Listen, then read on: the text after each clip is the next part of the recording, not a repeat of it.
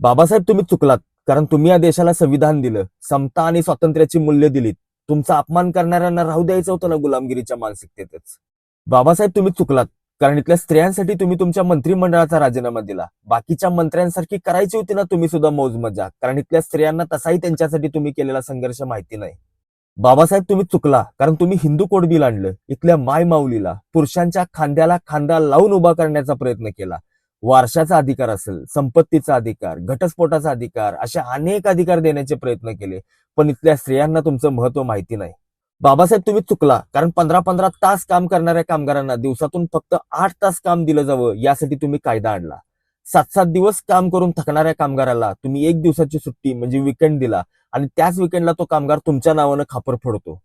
बाबासाहेब तुम्ही चुकला. कारण तुम्ही दलितांना आरक्षण दिलं. नाहीतर उच्चवर्णीय समाज आणि दलित एकाच घरात राहिले असते ना जसे आधी राहत होते. आरक्षणामुळे त्यांच्यात दरी पडली ना.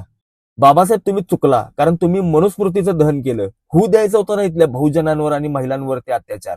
त्यानंतर त्यांना कळलं असं तुम्ही त्यांच्यासाठी किती संघर्ष करत होतात.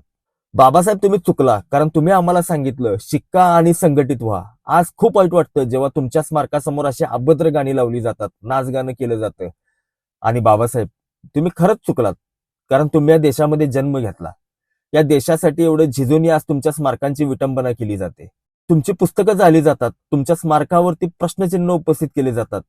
तुम्ही जर दुसऱ्या देशात जन्म घेतला असताना आज तिथं तुमचे सोन्याचे पुतळे उभे केलेले असते.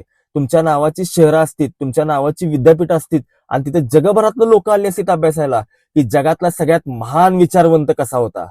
बाबासाहेब तुम्ही खरंच चुकलात.